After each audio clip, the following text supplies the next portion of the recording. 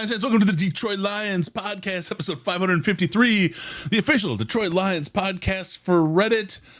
Green Bay Packers sweep edition. I am your dashing host, Chris, and with me is my good friend and co-host, Ash. Mr. Tweetson, how you doing, brother? Exhausted. Let's do this thing. Yeah, took this. Look, I knew we're doing a post-game show. We're gonna win, of course, but this took a lot out of me. This took a lot out of me.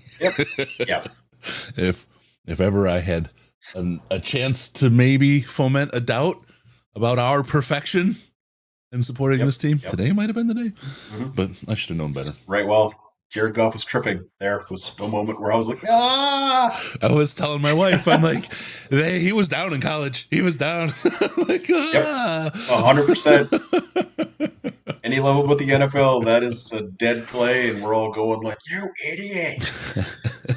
I just want to... That was a bad call. It worked, but it was a bad call. Oof, yeah. Terrible decision. Yeah.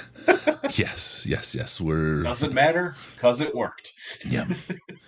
I'm going to just really quick, just to start things off, the FTP in the chat is like going crazy. Let me honor that. And then we have a little something from our guy, Matt. I think everybody needs to hear this. It's just an honor of the evening in this team. Let's fuck the Packers.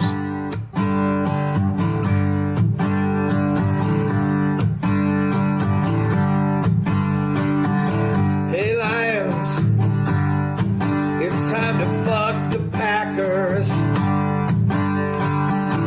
Hey Lions, stick it in their butts. So when you're fucking the Packers, don't be gentle, don't treat them nice, because you know you gotta fuck the Packers. All right, Matt, thank you. Great. I mean, this is a Grammy Award winner. I can see it already. Message we can all get behind. All right, we got a great show lined up. You ready to go, Ash? Let's get it done. Let's kick this off and break it down. All right. Woo! Man, oh man. I'm seeing all kinds of stuff. Need what was it? I need a Xanax or something. Boy. Game balls to Chris and Ash, guaranteeing the post-game show. Thank you, Mike. Appreciate you. I don't think that Campbell's going to follow up with that, but maybe we'll get an off-season ball. We'll see. O'Connor, just a number of players stepping up. Yeah, they'll be standing there with the Lombardi trophy going, and we'd just like to thank Chris Ash for doing all those stupid post-game podcasts. I know they can't watch this right now because they're doing one which guaranteed the Super Bowl win. Yep. But this one's for you guys. Thank you for your service, gentlemen. Thank you. Yeah. Oh, traveling man. Thank you. I don't have words. We won from the D from a pickup game AG found at the park. We're going to talk all about that. We're going to cover that. I didn't in the intro with that little song. I just want to really quick tell people, number one, we're going to talk about the game a little bit. We're watching for the post game pressers. We've got to get those on.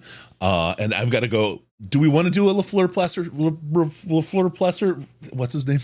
You want to do a presser from Green Bay today? We'll see what we can do about that as well. I'll try to get that going on. He was getting really whiny at the end, so he might as well watch him whine a little bit more. I think there's a little gamesmanship that got that flag there, that cheese ball calling right now. He'd been whining for 3 plays at that point, so something was going on there. Oh, man. So thank you, Traveling Man, for the super chat. Also, thank you, Dreadful Sean, MCDC causing heart attacks all over the state of Michigan with that last 4th down call. Oh, my God. Bros. Ash, I'm going to pull this up just so I can watch for the Packers conference to come up. Just talk about that call. Just talk about the heart stopper there for us. Man. Did I lose you?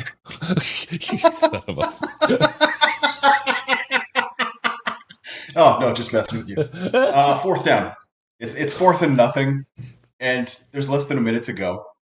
And What do you do there? You kick the damn field goal.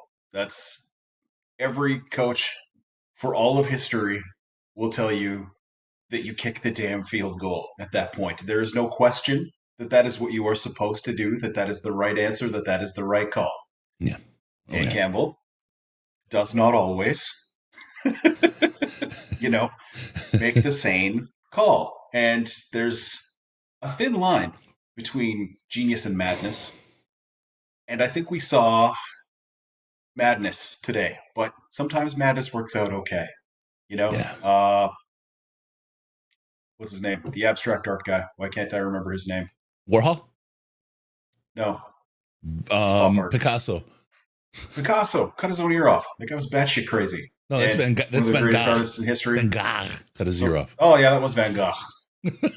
Anyway, it's a late night, dude.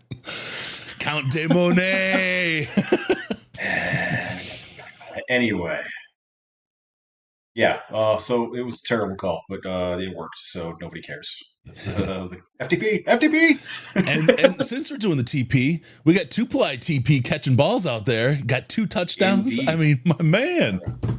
I don't know if he's going to like that nickname, but I'm all in on it. TP Deuce, my friend. TP Deuce. That's what we got today. 2-ply. I love 2-ply. Yep. Matt, FTP and Jared Goff. Yes, absolutely. Gotta love it. What a game. Goff coming up off his knee with that, with the handoff. Beautiful. I mean, look, it wasn't beautiful. It was anything but beautiful, except it worked.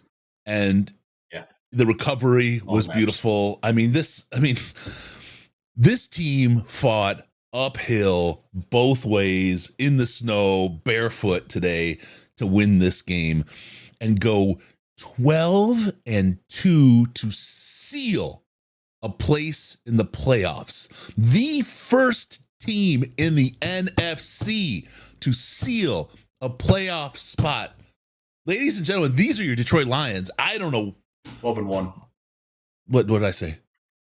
You said 12-2. Oh, yeah. Well, we're not doing a post-game show after Buffalo. Anyway, 12-1. Right, yeah. 12-1. 12-1. Next week it'll be 12-2. Yeah, sorry. Just because we're not here. Sorry, boys. Man. Got a long drive ahead of me that week. What a story for this team. I mean, look, this really does harken back to, and I know I hate this team too, but the story was something. The 90s when Jimmy Johnson took over the Dallas Cowboys and they were like 1-15, whatever, and then 8-8, and then went on and won. This is the kind of turnaround we're seeing right here with the Detroit Lions. This is like this doesn't happen. This doesn't happen, folks. Rarely. And you're looking at a team, the number one NFC, the first one NFC team to seal a playoff berth. What a beautiful way to do it at home. The crowd tonight was fire, dude. It's fantastic. God. Yeah. Despite Amazon's best efforts to mute them as often as possible so that you couldn't hear anything was happening. It was like a pin was dropping the entire time. Yeah. I don't understand why these networks don't understand what makes sports on TV good is that it makes you feel like you're at the event. Yep. So they do everything they can to take you out of the environment and listen to Kirk Herbstreit, who, like, he's fine. You know what I mean? He fell off a cliff sucked this year. His first year, he was terrible. Yeah. You know what I mean? Legitimately some of the most out of touch announcing I've ever heard regarding the NFL because it just wasn't his thing. You know what I mean? And then it kind of picked up a little bit, and now it's kind of like, man, that guy loves the Packers. That's all I'm going to say about that one. Like, just that's all I'm saying. There's that's my Kirk Herbstreit imitation. Basically. He fell off a cliff this year. Last year, he blew up, right? He was doing every freaking broadcast and he was carrying it. He was doing good. Something happened. This year he's just not been the Herbstreit that we grew to love last year. And and I don't know if it's Amazon, because Amazon has really seemed to suck the life out of Al Michaels too. I'm ready for him to retire. As much as I've loved him forever, I just am ready for him to go. And I'm done with him. He's it is John. what it is. Luckily, we don't have to watch a lot of Thursday night games. You know what I mean? We don't get shoved into that purgatory very often. Two in a row. John Brock, nothing like watching history unfold in front of your eyes. Absolutely, absolutely. And Gideon Campbell, thank you for the super chat. No one in the D line tonight started this season. Yeah. When Alim went out, bro. Yeah, well, that's kind of when everything fell apart too. You know what I mean? Like just the complete lack of depth on the D line. Like Muhammad had a really good game for 3 quarters, and then he was exhausted. Yeah, like you could just see him sucking air, and it's I don't know how many snaps he played, but it felt like all of them. You know, and that's kind of too many. But we got guys like, I'm looking for names here. Who else is an end that I can even recognize? Like half of the guys who are playing on defense tonight, I don't even know who they are. Klaslow, Aaron Glenn out there with 6 guys from the Slack chat and still kept it reasonable. Yep. Oh, and that's the thing. You got a bunch of Packers slappies coming in the chat. You know, not a whole bunch, but there's been a couple who just come in the chat and oh, you guys. And like the Chicago game, there's never a rhythm. There's always a, hey, we need some TV time for Mr. Ref Man because he only had 2 days off. Oh, we need some more TV time for the ref. Oh, you know, and I don't know.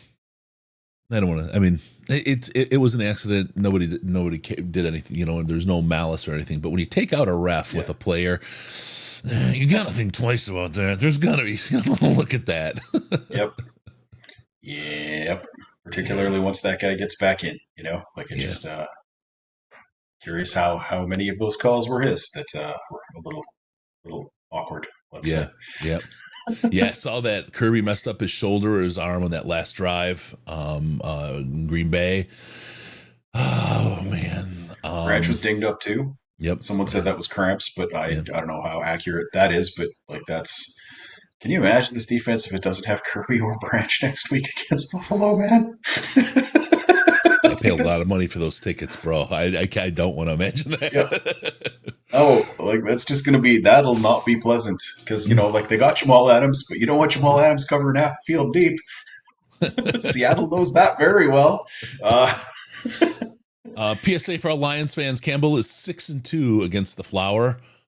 Matt is terrible versus the Lions. And yes, that's fantastic to see. You can see the frustration on his eyes. And you know what? I can go to LaFleur before we do the Lions presser. Do we want to do that? Do you want to just go right into LaFleur and do him first? Now let's do that. Let's check out what the Flower has to say about the Flower. Okay, I just do one little prep for it. LAFLEUR. The Flower. I'm glad I have someone here that speaks French to help me out with that. All right, let's bring up the Flower. The lack of power that comes from a flower. It's coming in right now here. And I gotta do one thing. Sorry, my bad.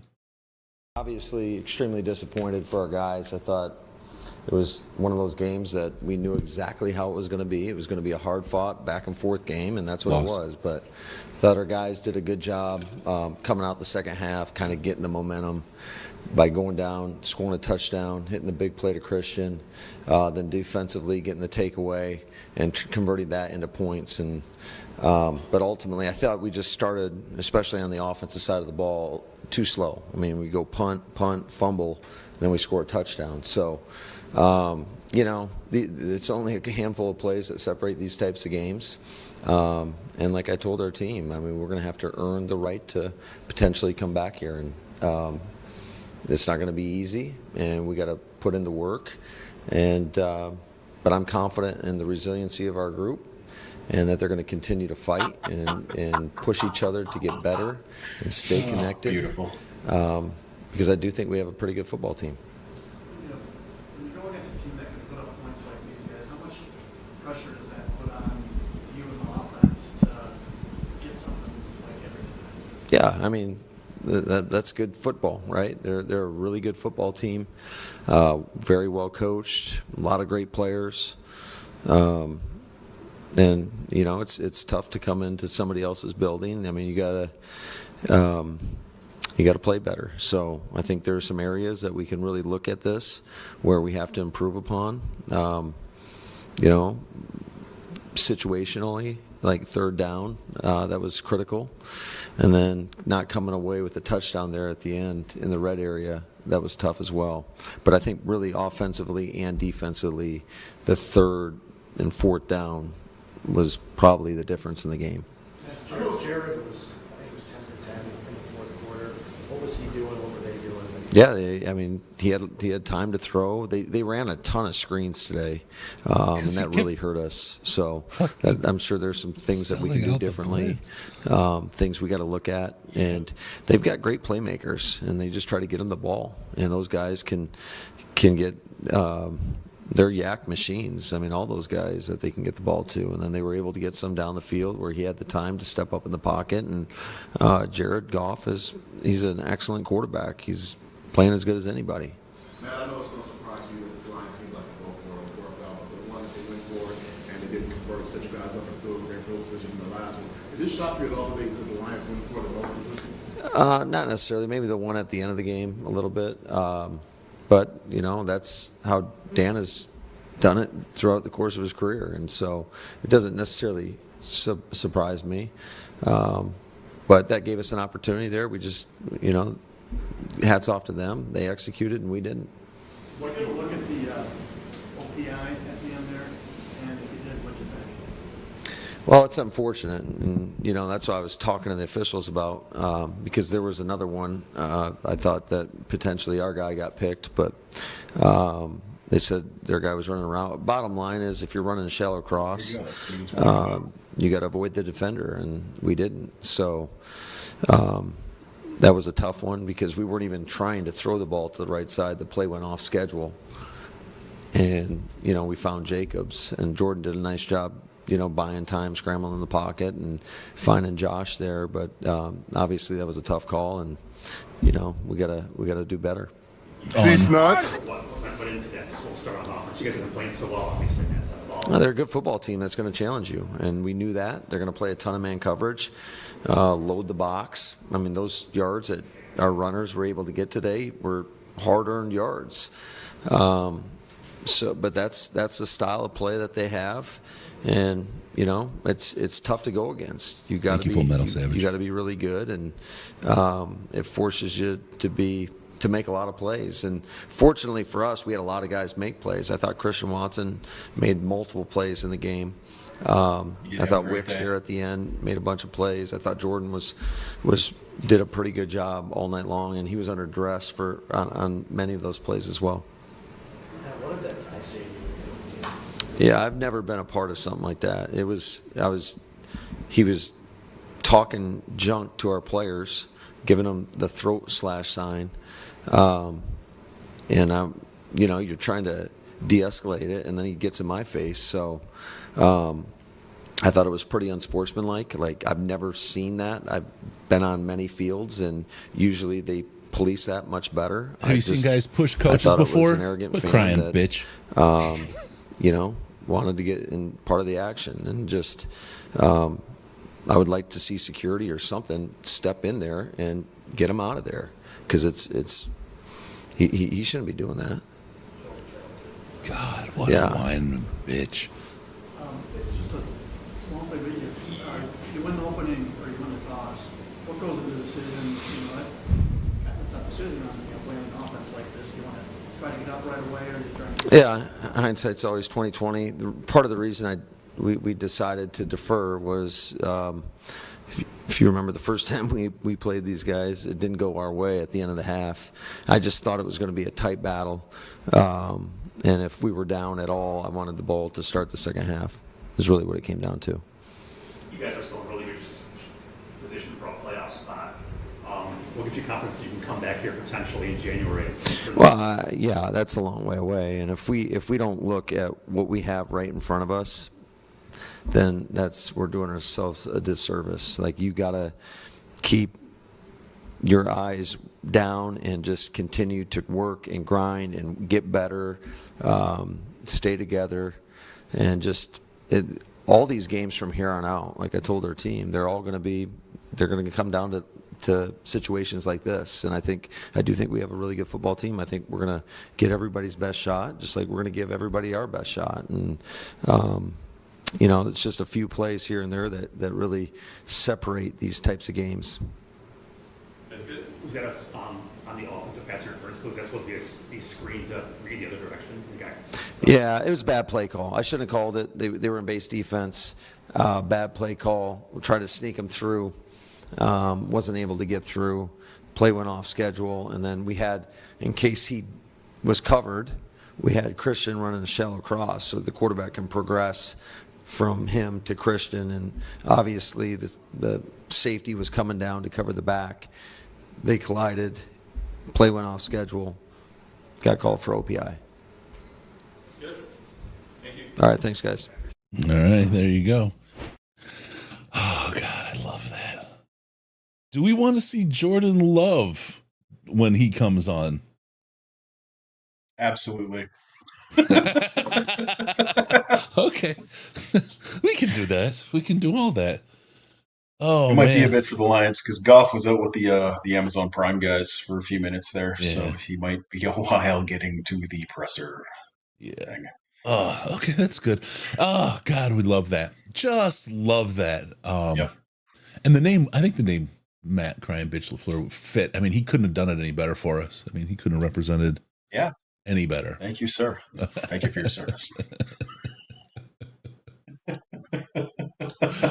Oh, man. Oh, man.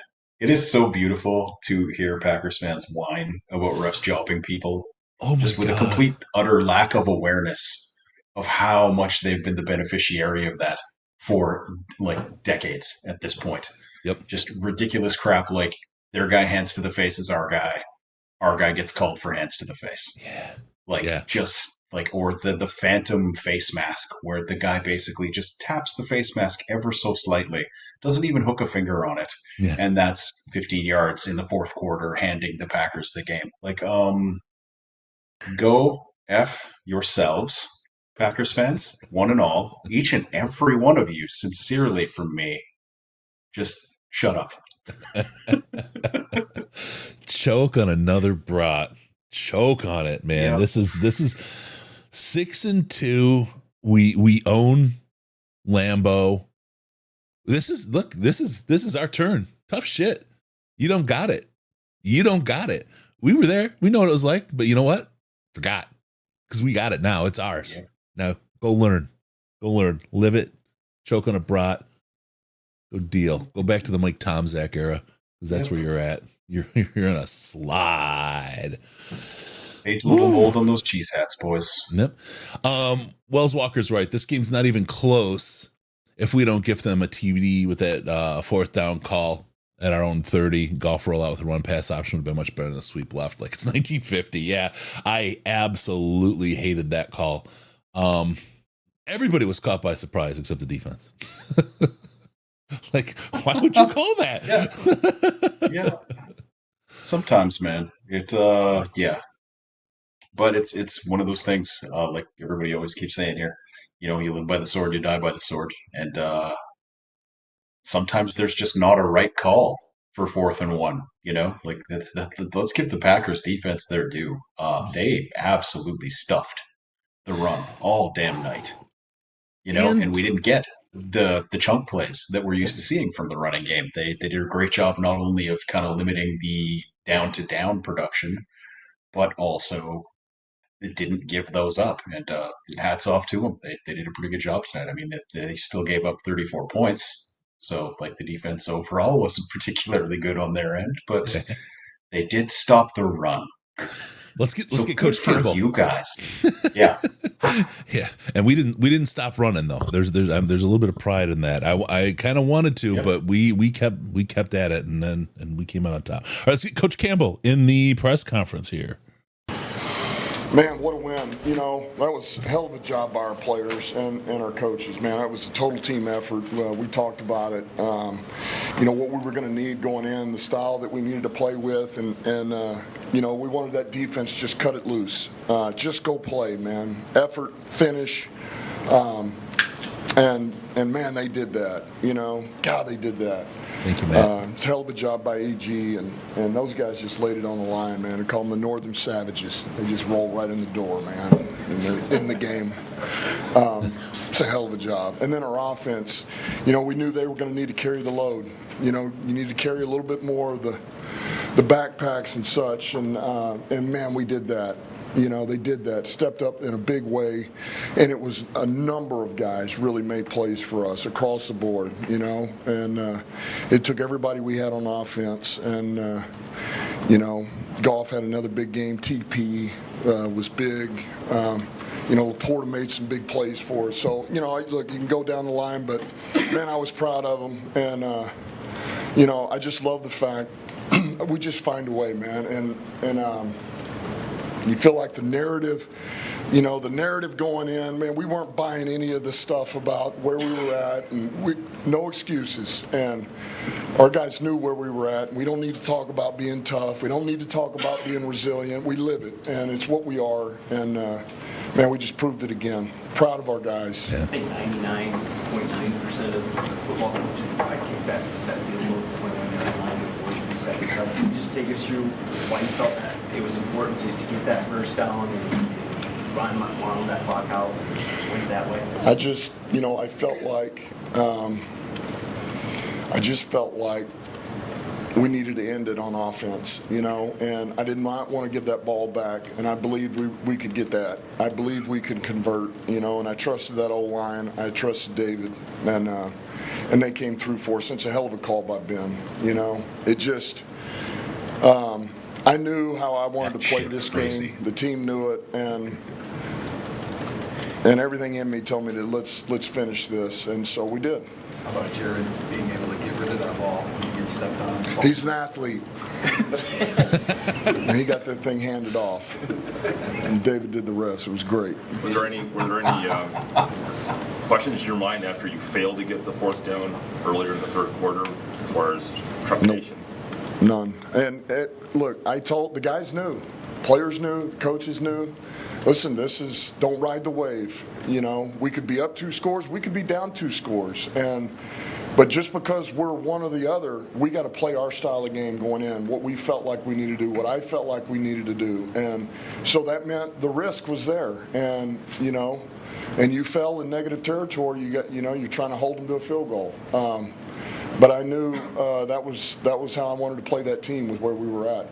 Dan, you have won so many different ways this season.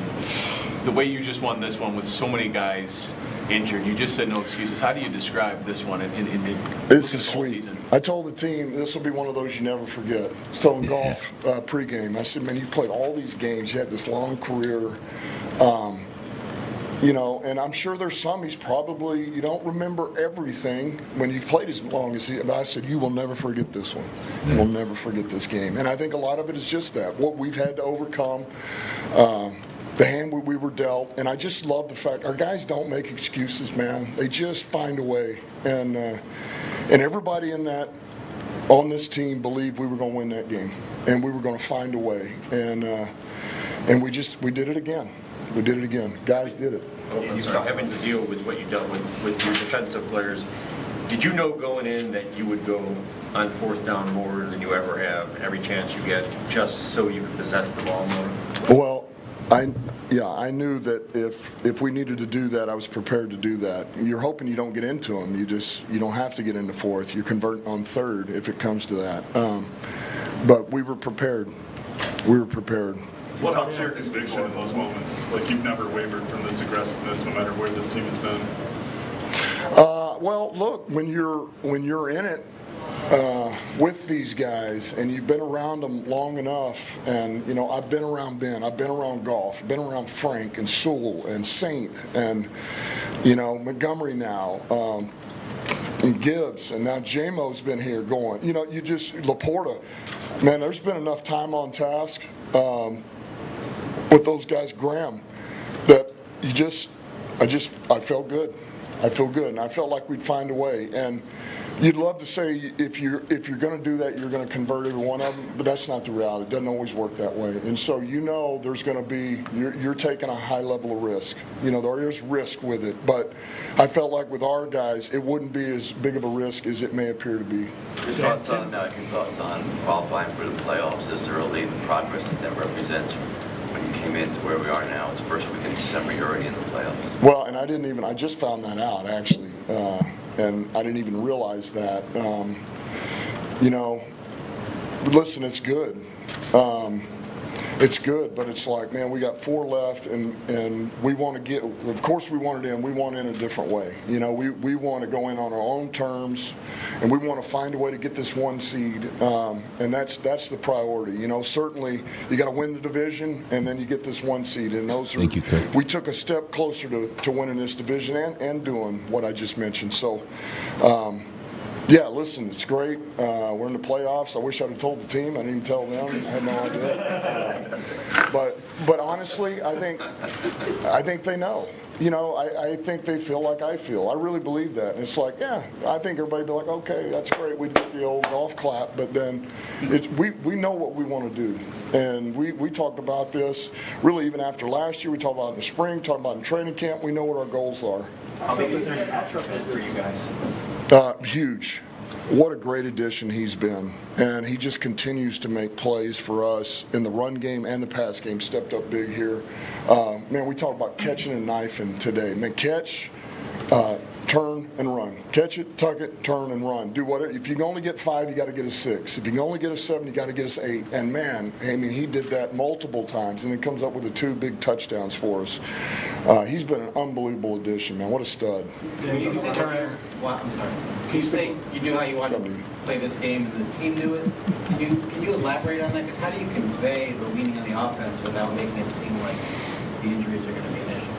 I think you tell them the way you want to play the game, you know, and defensively, we played our strengths. And what are our strengths, man? AG did a hell of a job, trim the package down to where these guys can come in and play. And it's not like we got guys that have never played ball. I mean, you know, Quan Alexander's played football in this league, and Jamal Adams has played football in this league, you know, and we brought in the other guys that are 5-year guys.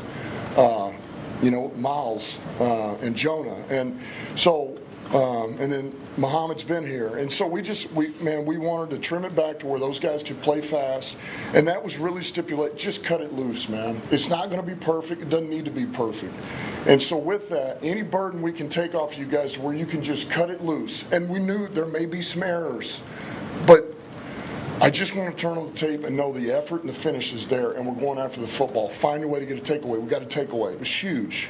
Man, it was huge. Carlton Davis, big punch out there. And then we'll shuffle the load a little bit to the offense and special teams if need be. Dan, some of the toughest games we've had this season have been against divisional opponents. Just kind of speaking on that, just this division, this season. Our division is damn good. I mean, it's really good. It's the best division in football, in my opinion. You know, I mean, we got top tier talent. We got top tier coaching and players, and the whole deal. The competition is just, you know, it's really elite. And so I think that's just another reason why you got to do whatever it takes to win this division, man. Because if you do and you're able to play at home, man, it's going to go a long way with the teams that we have. Because I think the team we just played, Minnesota, or you know, I think we can all make some noise.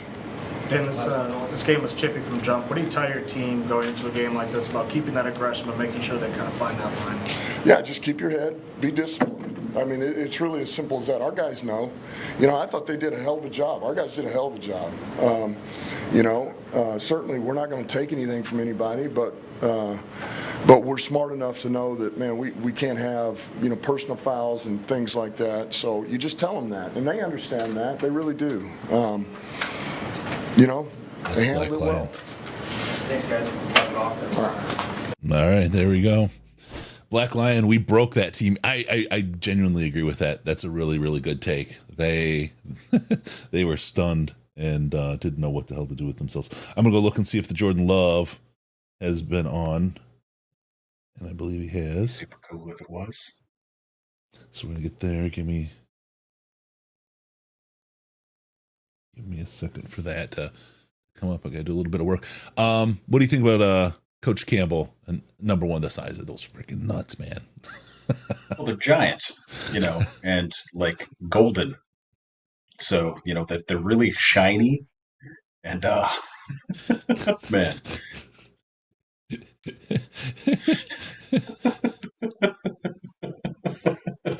Yep. It just is what it is, man. Like, Coach Campbell is going to do what he's going to do, and it's Ben Johnson's job to make that work. Yeah. and he did. Go ahead. Let me get Love on here. You guys have been playing so well last week. When did the slow start? Yeah, just obviously didn't start fast enough. I think didn't convert on those third downs, those crucial third downs early on, and that's something that we've been trying to focus on the past couple of weeks, and I think that's something that we've been better at. But anytime you can't stay on the field right there, it's not going to be good. But just didn't make enough plays early on, and obviously put the defense in a tough position. Play a team that can rack up the points like these guys. How much pressure does that put on you guys to score almost every time? Good on you, Dismiss. Yeah, I mean, I think, like you said, they're a really good offense, but I think we're a really good offense too. So I don't think there's ever any pressure like that. I think we're offense that knows we're going to put up points, and obviously, like I said, it just was a slow start, couldn't get going, and obviously was down early, but turned it around and started hitting on some of those explosive plays. But I think we're right there with them as an explosive offense, so we're not worried about that. What did you see on the OPI play? What were you trying to do, and what did you see happen? Did you see the collision? I didn't, so I was reading actually the opposite way, and Josh was on the check down, and I think Christian and the DB just ran into each other. I'm not really sure. I didn't see it. Didn't see a replay or anything. So, I think they just ran into each other, and I think the refs probably thought there's a pick going on. So that's what they called. But, I was looking left side and came back and just saw Josh wide open. There was nothing on the left side, or did that get blown up? Or? Yeah, no, I think Jay Reed was trying to slip by the backfield, and I think he got caught up, ran into one of the O-line or D-line. So, I just kind of progressed through the progression and got back to Josh, saw him wide open. You're still in a good spot to make the playoffs, though. And maybe you're going to have to come back here. Do you like your chances, or why do you like your chances if there's a third game back here next month? Yeah, I mean, that's one thing that we just got to continue to take it a week at a time, like we always talk about. Obviously, we got a couple games left here, and, we're trying to finish on the right note and win out these last couple games and, handle business, take it one game at a time, and obviously we'll see what happens postseason time. You guys kind of started building some momentum after the bye. Does this interrupt that, or did you play well enough against a really good team that it doesn't hurt it or doesn't affect it? No, anytime you're winning a couple games and you lose, it's going to disrupt that momentum. So it's one of those things that it's tough. It's a little bit of adversity, but we've handled adversity. We've been here, had a tough loss early on, a couple. So it's not anything that we haven't seen before. We'll stick together and we'll handle it like any other week. We'll get back to the film room, figure out what we got to clean up, and find ways to get better to finish the season off. But obviously, like you said, anytime you're winning and take a tough loss like this, it's going to disrupt momentum, but we just got to get back to the drawing board and get back to work. It was the same for them, but after a Thursday game, you only had a week instead of 10 or 11 days, whatever. How do you think guys felt tonight, and what do you think the extra days off? Do you think that'll be any good? Yeah, no, I definitely think, these 3 days, added days that we get will definitely be huge for guys to be able to recover, get their bodies back. Obviously, it was a lot of games in a short period of time that we've played in the past couple weeks. So, a couple guys got banged up tonight, so it'll definitely be huge to be able to get your bodies back, just rest and recover, almost like a mini bye before we finish the season off. Obviously, Wicks has had his ups and downs this year. We had a really good game period tonight until he got hurt. What do you think it's going to do for him to have kind of hit that he had right? Yeah, I mean, for him, it's a confidence booster. Obviously we know what type of player Wicks is, and when he gets going, he's a really good receiver. And it's been one of those things where we've just had to try to find ways to get him going. And with Rome being out tonight, I think he stepped up and made some big time plays. But it'll be the same going forward. We got a really good receiver room, talented receiver room, and if somebody's down, other people got to step up. And but I think it'll be good to be able to continue to get him going at the end of the season. Christian had a fumble early in the game, but then obviously came back and made a bunch of plays. I love this chat. Yeah, I think he did a good job bouncing back. Obviously, the fumble was a tough situation. We talk all week about taking care of the ball. So, it happens. It sucks. And but like you said, it's all about how you respond and bounce back. And I think he did a great job and went out there and made some big-time plays for us, especially in that second half to start off with that deep ball.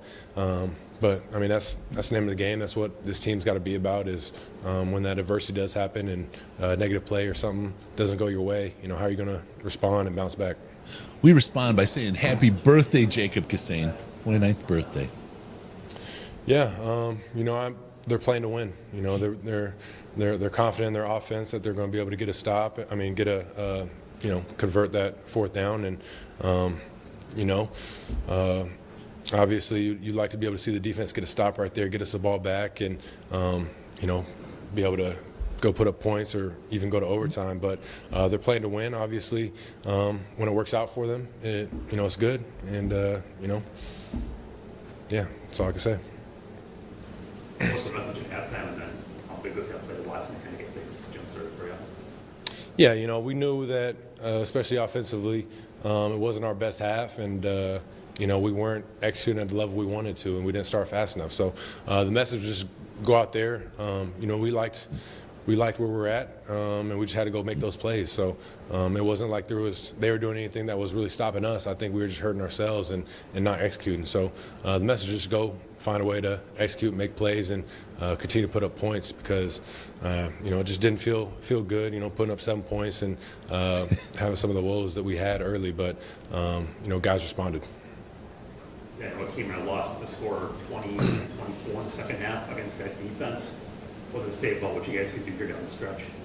Yeah, like I said, I feel like we're a very good offense, a very explosive offense, and there's going to be games where you got to put up a lot of points, and I think it just goes to show how dialed in you got to be all game, how you got to be able to start fast, execute early on, and put up those points that we weren't putting up in that first half. So, second half, I like the way we responded, but it just wasn't good enough. Two more. How challenging is the crowd noise here?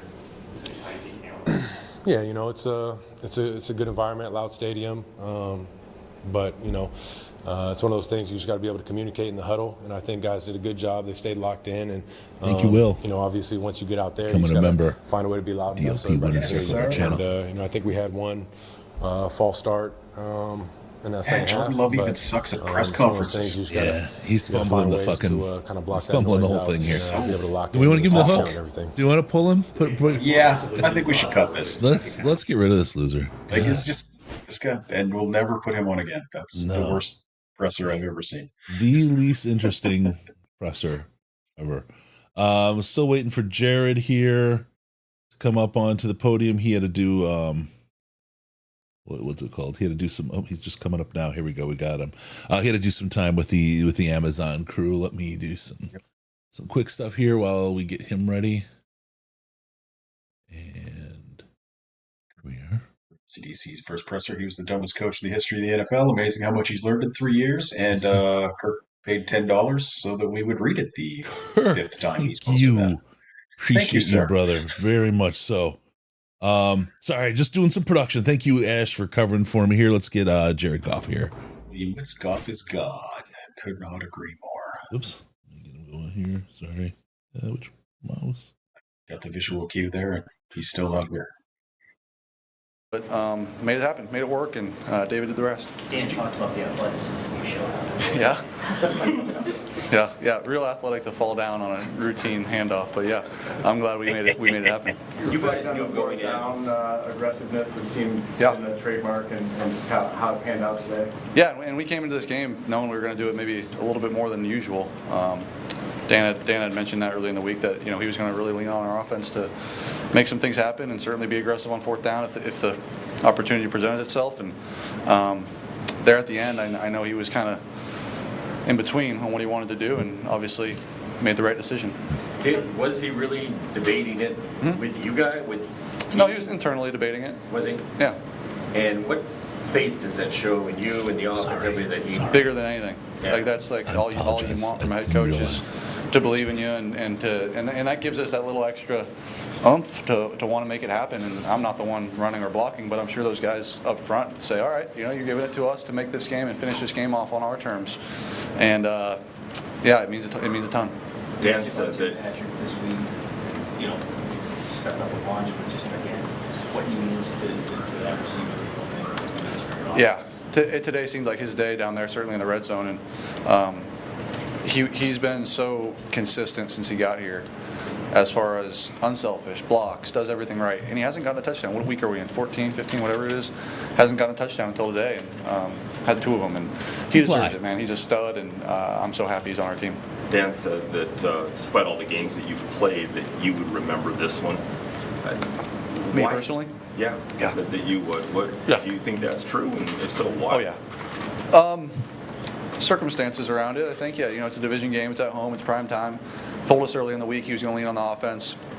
Kind of challenged the offense really early in the week. Challenged myself. Challenged the guys on the offense. Like, hey, it's your turn to hold your weight and carry the load and make this thing happen and make this thing go. And hold your load. For me, that's like the greatest feeling ever. You're like, all right, let's F and go and let's make this thing happen. And ultimately, we got the win, and we played pretty well on offense. Has it gotten to the point where when it's 4th down, you don't even really think you're ever coming off the field?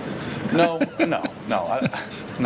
I think he obviously plays that line, of what he wants to do, and but certainly we're aggressive, and that's kind of been our thing for a couple of years. And I think it does change the way teams have to prepare. They have to prepare for 4th down and 4th and short, and have ideas of what they want to do. And I think he's done a really good job of deciding when to go and when not to go. And certainly because it worked, everyone's going to say, you guys are going to say, great call. And if it didn't work, you guys would be crushing him. And that's the game he plays. And that's why he's the guy with the big stones, and we trust him.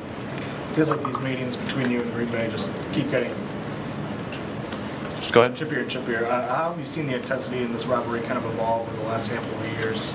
Yeah, I think. Yeah, listen, they're a great team. They are. They're a tough team, and they're a really tough defense, and they're a really tough offense. They're really well coached. They got a lot of good players. And I think in the last 2 years, we've been able to beat them, a handful of times in a row. And that doesn't mean that, we have like some sort of, magic over them. Like, we've just been able to handle it. And I think that, they're probably frustrated about it, and that's okay. And we want to try to keep beating them, but you tip your cap. They're a good team, and so are we. And I'm glad these games have been very close and very entertaining, and I'm glad we've won them. Yeah, goals, but what does it mean to clinch a playoff spot first week of December? Yeah, I just heard that. Yeah, pretty cool. Certainly, yeah, not what our ultimate goal is. We want to win this division and got some work to do still, but yeah, cool to know that we're in the dance, and want to see where we're seated now. You had 6 guys with 5 catches today. Yeah. Ties an NFL record. Just what does that say about this offense and just all the pieces that you got out? Yeah, we have a lot of guys we can throw to, and we got 3 tight ends I feel comfortable throwing to. We got 3 or 4 or 5 receivers when all healthy that I feel comfortable throwing to. 2 running backs, which is rare, that I feel comfortable throwing to. And yeah, it was a good day today to spread the ball around, and again, be a little bit aggressive offensively, and it worked out. David and Jameer get a lot of credit for their skills with the ball. How about their blocking, picking up blocking, sure. Blitzing linebackers today in particular? Yeah, I think those guys take pride in it, and Scotty, their coach, takes a lot of pride in it. And when you have running backs that care that much about protecting me and wanting to make sure that I'm taken care of back there, it means the world. And those guys are studs. I can't say enough good things about them, and I'm happy they're on our team. Thank you, guys. And hold on, last thing, I got to talk about the defense real quick. What our defense did this week is tremendous, and I know the points, whatever. They had guys out there that got here on Sunday that were playing and doing a hell of a job. Facts. Adams came in on like Monday over there, and credit those freaking players for playing their tails off today. I mean, they went out there, they let it hang, and played hard ball and made it hard on them, and it was fun to watch. Thanks, Jared. That's freaking sweet, Jared Goff. This that's why that man's name gets chanted. Exactly. Right now.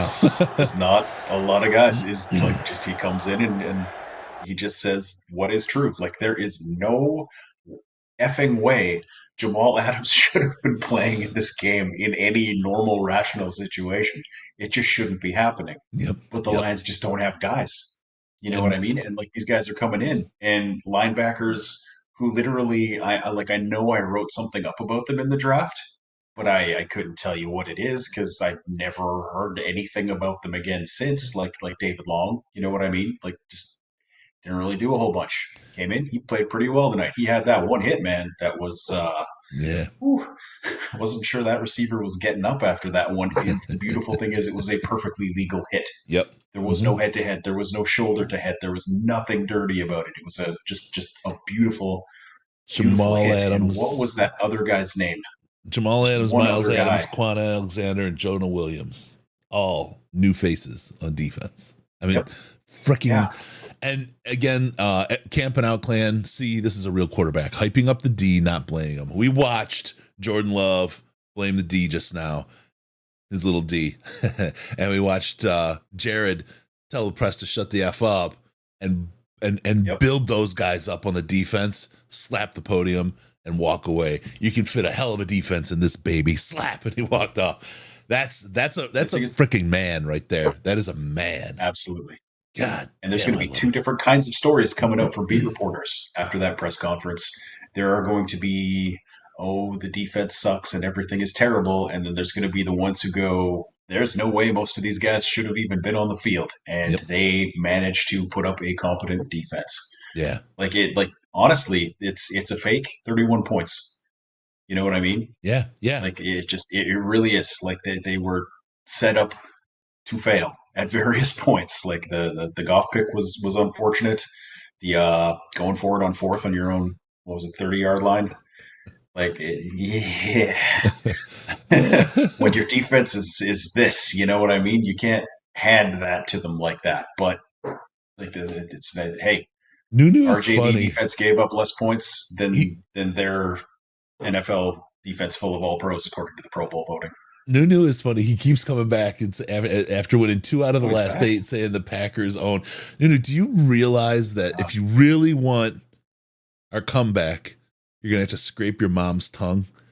Get the fuck out of here, loser.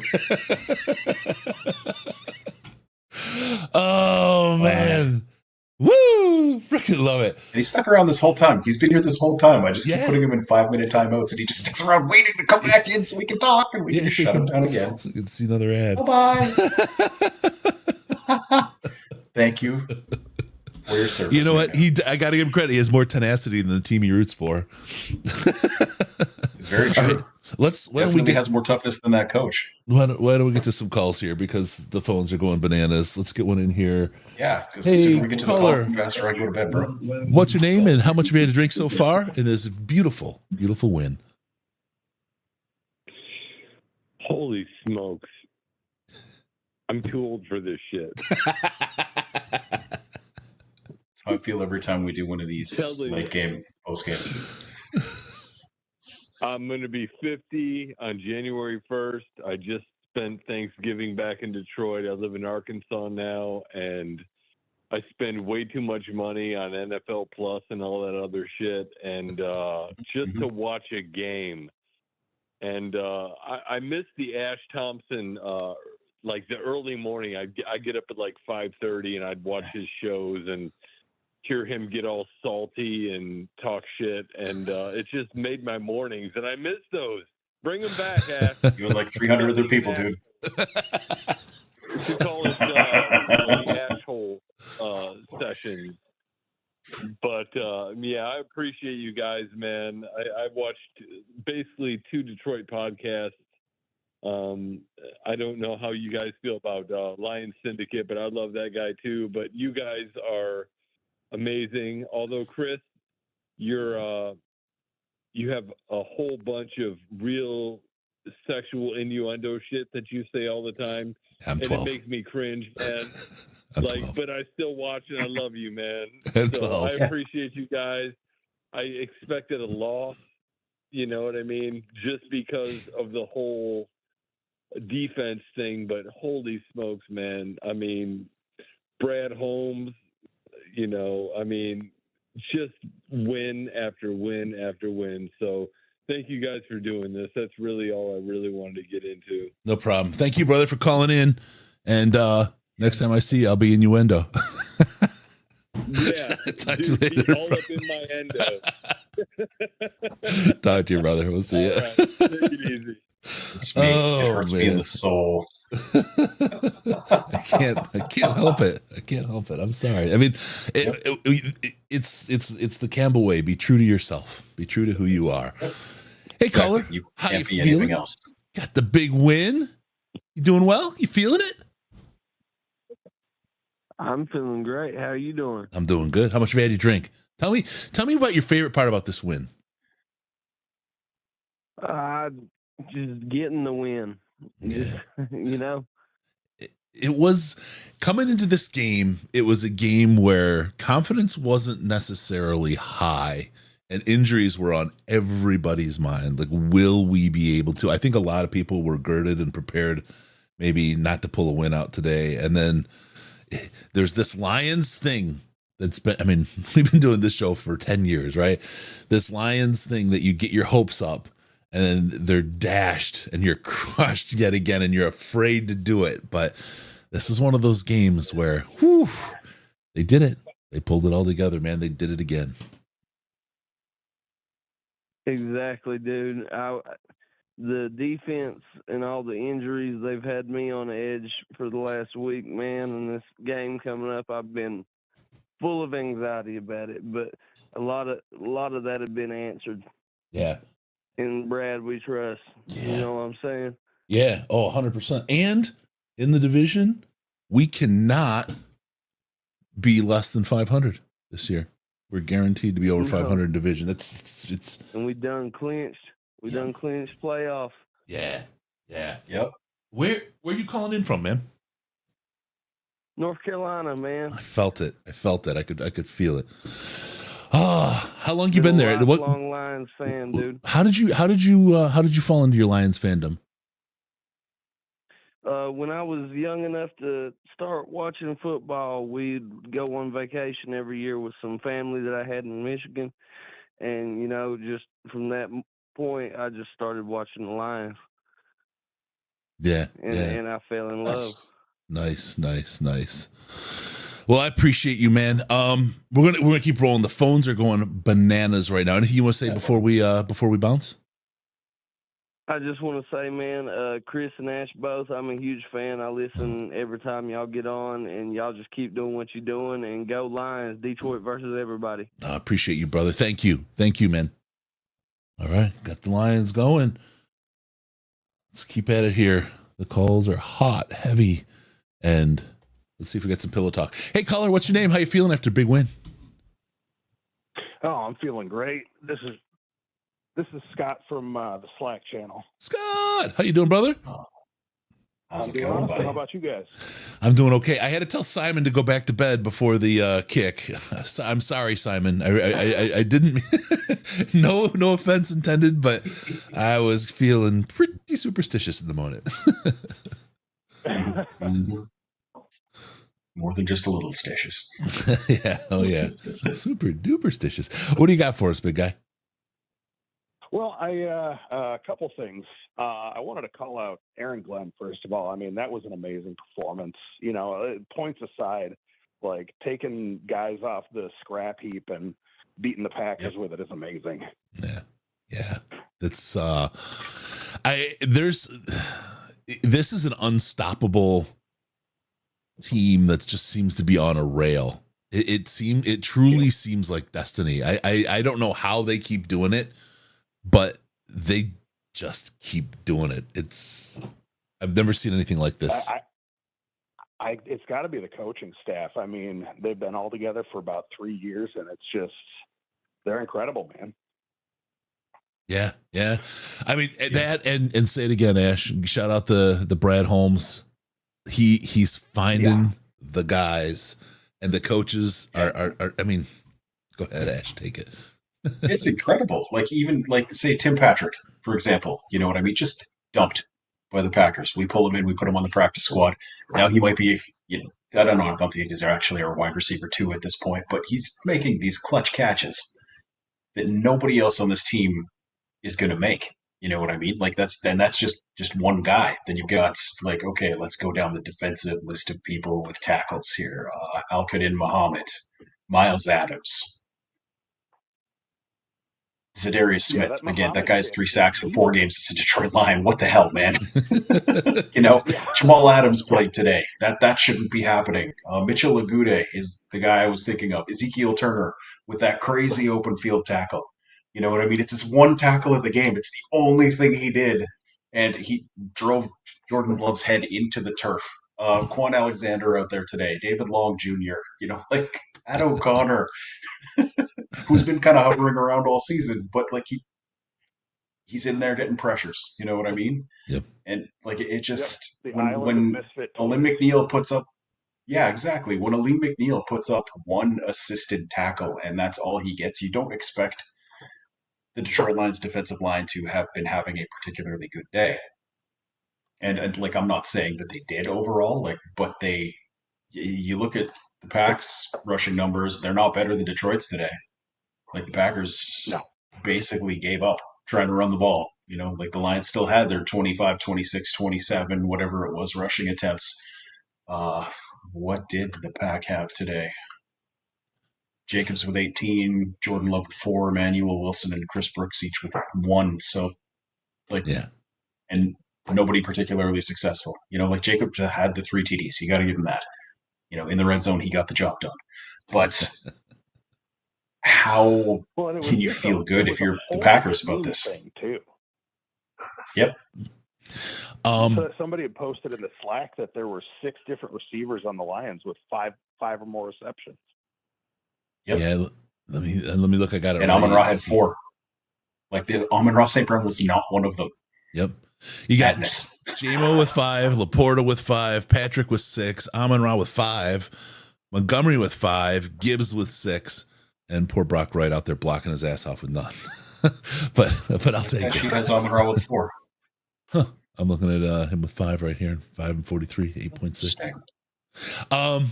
We'll clarify that. We'll get the clarity on that. Yeah. And I just didn't clarify. I didn't on that last catch. I haven't refreshed since the first down that should have been. Yeah. And you talk about the land of misfit toys. It's time for you kids to start to believe. Tomorrow, December 6th, Rudolph the Red-Nosed Reindeer will replay on the 75th or 75. What is it? It's 1964 premiere. So what is that? 50 years, something, 65, 70 years. 70 years. 60 years. 70 years. It's a 75-minute broadcast, so it's a longer one. And the Land of Misfit Toys is right there. Go there and honor your Detroit Lions. Watch that. It's a good one. It's a fun one. Absolutely. Oh man. I gotta say, given its age, I'm sure it's horrifyingly racist or something. But mentioned Tim Patrick, and it was sorry. Go ahead, man. Yeah, you do that. I'm just being an idiot. No, you had mentioned Tim Patrick, and he was somebody when they brought him in. There was a lot of, here's another cast off. He's been hurt for 2 years, but man, he looked really good with Denver before he started getting injured, and I'm just so glad to see him turning out for the Lions. Mm-hmm. Someone else that was out there, and everyone's talking about, let's talk about Campbell. Every time somebody broke a tackle, it seemed like Campbell was there to save it. The one thing about Campbell, beyond his play, because he did seem to elevate today in the way he played the game, but not only did his play elevate, his talk elevate, his swagger out there elevated. There was guys, and this is one of the things that I noticed about the Lions this time. The players did not like the talk from the line. Even LaFleur was crying, right? The Lions got into their head. Quay Walker's an easy one, right? You can get in his head in a heartbeat. But the Lions were in those Packers players' heads. It was really fun to watch. It was really, really fun to watch. We talked about when we won that last game, they went back to it in Lambeau, the last game of the season, kept them out of the playoffs as a passing of the torch.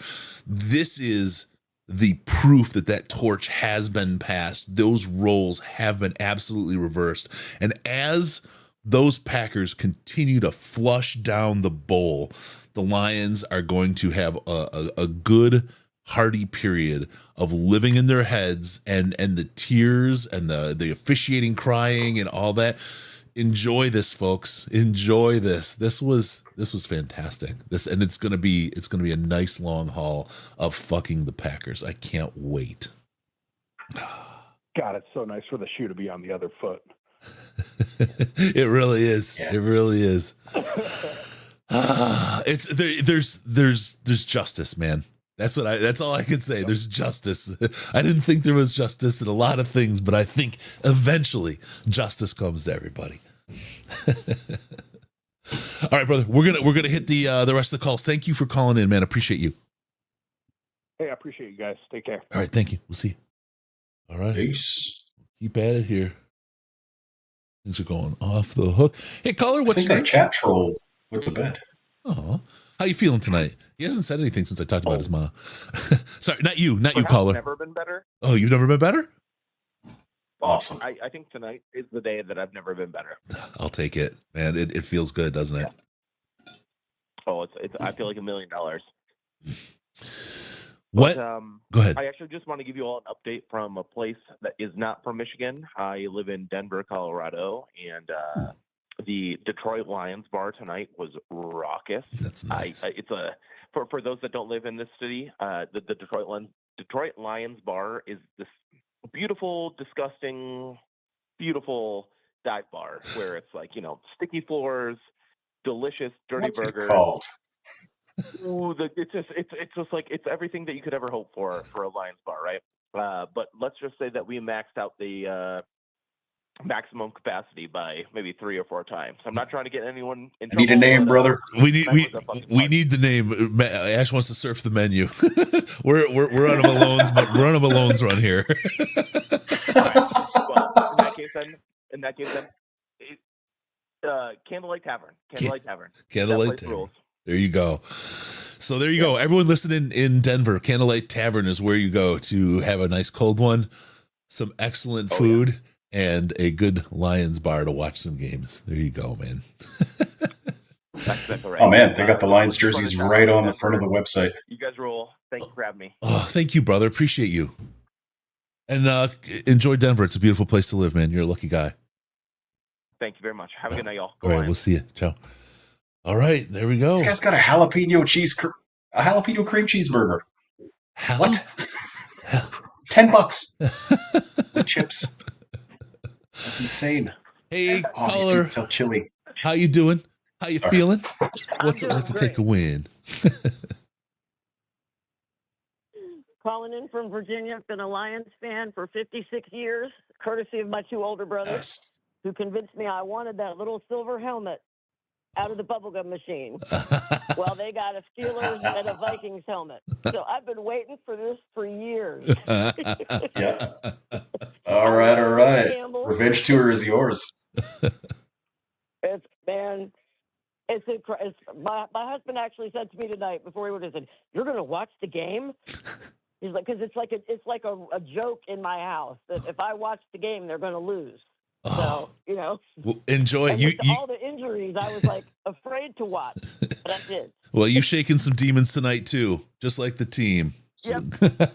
Yeah, for sure. Oh. Couldn't be happier for him. That's awesome. Awesome. Oh, so what do you think? I mean, this team, I mean, they seem like they're on a rail. They can't be stopped. Do you think they do it all? I sure hope so. I thought last year was the year, but maybe this year.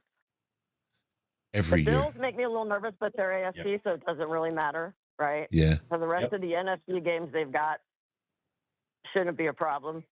So, I don't know. Yeah. I love that we get to say that. Oh man, this feels good. Yeah. Yeah, it feels fantastic. All those Detroit fans out there finally getting their year. Yeah. So. It's well deserved. Oh, it's well deserved. For sure. I mean, I remember very, very vividly the Barry Sanders years where we were all wishing they'd put a team together to back him up. God, yeah. And it just didn't happen. So, then we had the Calvin Johnson and just, my son's 27, and I remember the year he was born watching the Barry Sanders team up there playing and hoping that was the year. So Yeah. I think it's going to happen. I think they finally got enough really great guys out there, and they've got a coach that believes. So we got to get Coach seems to be Fonz the back trick. on. We got to get Coach Fonz back on and talk to him again. He's such a fantastic dude. Those are some good yeah, years. I felt bad Love for that, him. man. I felt like he kind of got a bad rap. Yeah, he back in definitely the day. did. He definitely did. I feel like almost, I hate to say this now because they're actually doing something with the team, but I always felt like it was like a tax write-off for the Ford family. Like they just didn't give an F. Yeah. They do now. They do now. That's always how it seems. They feel it I'm now. glad to see it turn around for sure. For real. Hey, we're gonna let you go. We got the phones are burning up. We're gonna keep going. Thank you for calling in. Thank you for listening. Sure they are. Go freaking Lions. All right, thanks. All right. Appreciate ciao. you guys. You too. Bye-bye. All right. There we go. Here we are. All right. Let's get another one in here. Frosty Cakes. Frosty was loudly cheering in a Packer bar. I have no more room for emotions. I'm so exhausted. Lions got stops and turnovers with slackers on defense. I called the Tim Patrick tutties. Buddy, I put money on it. I got returns on those tutties. Hey, caller, what's your name? How much have you had to drink in this big victory Thursday? Hey, this is Austin, and I only had one. Good for you, Austin. Me too, buddy. Up until my break, I've taken on a dry December, so I've had none. So I appreciate you. I'm with you, brother. You got to work in the morning, so there's only so much you can drink. Yeah, I got you. What do you got for us, man? Yeah, man. The reason Thursday night games suck. You'd be out there with a Key and Peele skit of a defense and still holding it. So that was awesome to watch. Yeah, those guys are great. Those guys are great. It's they're hilarious. So what's your takeaway? What's your takeaway from this game, man? I mean, there's no reason for us not to get the number one seed now. I mean, even if we lose to the Bills, we just have to win out after that. Number one seed's ours, Yeah. So first round bye would be great. One more healing week. Yeah. Yeah, this is good. This 10 days it's perfectly timed to come out of this with a win and then have this time to heal. Is exactly what this team needs. It'd be great to have a bye right now, but we'll take what we got, I guess. In 10 days is 10 days. That's what we gotta do. Yeah, for sure. What do you think? We got 10 days. We got the Bills up after that. It's gonna be a tough matchup, eh? How do you think we do there? I think if Josh, Levi come back and Branch and Kirby are still on the field, then we have a chance. If all four of those guys are still down, I don't really like the chance. I mean, that's basically no defense. Yeah. It really does come down to who can do it. And I have to say, the front seven, very, very encouraging what we saw based on who we've got. So, I mean, at this point, it's almost a blessing. At this point, I mean, no starters on the defensive line, and we're still doing good. I mean, Broderick looks awful, but everyone else still looks pretty good. Yeah. I'm hoping he makes a very fast spin. God, Broderick, please. He's a step up a little bit. But, with all these people, they're getting playing time, so they should, hopefully when the starters come back, they can get a couple of good, snaps in when the number's called, just in relief of the actual starters. Yep. Steve O asking if we play Buffalo on the road. No, that's a Ford Field game. I'll be there behind the Lions bench. How many how many road games do we have left? What is it? We have San Fran on the road. We have Chicago on the road, and I think everything else is at home. Minnesota's at home. Right. Buffalo's at home. Yeah. Vikings at home. Yeah. It's going to be a big one. Right, this man. Buffalo game's big. This Buffalo game's going to be Thanks, big. If we pull this Buffalo game out, I mean, we could end the season with a single loss. I mean, it's doable. I don't want to go too far ahead, but holy bologna slices, man. All right, brother, we're going to let you go. Thank you. Thank you for calling in. All right, we'll talk to you. All right, let's go. It's these phones are freaking lit tonight. Hey, caller, what's your name? How you feeling after the big victory? Hey, what's up, Chris? This is Dominic, or Dom the Bomb from California. Dom, how you doing, man? Nothing to drink. Nothing. Good for you. Nothing. It's Been 23 years. good for you. I'm allergic. I break out in handcuffs. Oh no.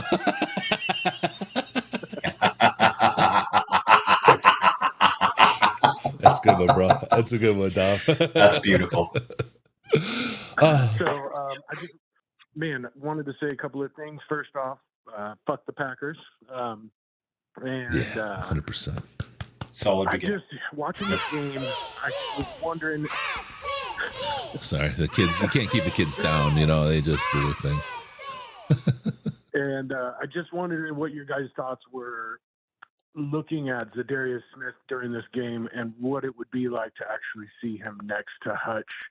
Man, it just gives me goosebumps thinking that. I mean, is that something that, I hope that we have him for next season, I believe, within the contracts, right? Yeah, go for it. Ash is We our have the contract and cap master. Basically, they have to pick up his option next year to have him, but with the cap hits being what they are and him playing like he's playing, if they don't give him a little bit longer deal based on how well he's playing in this scheme, they do have him under contract for next year. And I mean, he's over 30, so they may very well not give him an extension. But yeah, they have him next year if they want him, basically. Yeah. I just, after watching Hutch and what he did in the first couple of games and get to 7.5 sacks, I can't imagine what level he would reach with having somebody, just give me more, 55% proficiency as somebody on the opposite side, man. It would just be so exciting. Yeah. Well, I mean, we saw it because Davenport was in for a lot of that. And it was just a thing of beauty watching literally anyone on the other side who was even halfway competent benefiting from what Hutch was bringing to the table. This looks like next year. You hate it's weird talking about next year and not being depressed this time. Usually as Lions fans, if we're talking about next season in December, it's because we're basically just waiting for this to end. Yeah. But, we're already talking about the draft and the Senior Bowl. You know what I mean? So many for 7 out of these 10 years, 8 out of these 10 years, we've been talking about the Senior Bowl at this time and the draft and everything else. And trying to find some reason to care. Now, I mean, I don't want to say I don't want to get too cocky, but I mean, we've clinched a playoff spot at this point. We're effectively playing meaningless games in December again, but for the other side of the curve, man. Yeah. I don't know, it was just phenomenal game, man. They're just taking care of business, next man up, mowing down whoever's in front of us. It doesn't matter where, like Campbell says, we'll fucking take you on in the ocean, in the garbage dump, 3 toes, 1 ass cheek, man. It doesn't matter. It's just nice to have a team to rally behind, man. It's down at the landfill, right? Yep. And I just appreciate you guys. I love that man's pressers. You, Chris and Ash, man, and all your whole team, man. It's always nice having, competent, enjoyable Lions commentary to listen to after the game. So I really want to say thank you guys. I appreciate you. Appreciate you, man. It's we talked about, we used to call these therapy sessions, you know what I mean? But it was therapy as much for us as it is for anybody else. And now we have these celebrations, and I love celebrating with everyone, all you guys that call and listen and hang out. I love it. I absolutely love doing this. This is fantastic. Are you guys, any of you guys coming out to the Niners game? Because I'll be there with my son, man. Oh, I'd love to give you guys a high five. I would love to. I'm doing the Buffalo game, and that like scraped me pretty deep to get there. So I'm also going to a wedding that weekend, so more to come on that. But it's not mine. I'm already married. I'm not doing it again. All right, brother. Thank you, guys. I appreciate your time as always, man. Yeah, thank you, man. Have a great night. Congratulations on a big victory. Sleep well tonight, bro. Yeah, we'll do. All right, we'll see you. All right. Keep going. They keep flying. We keep riding.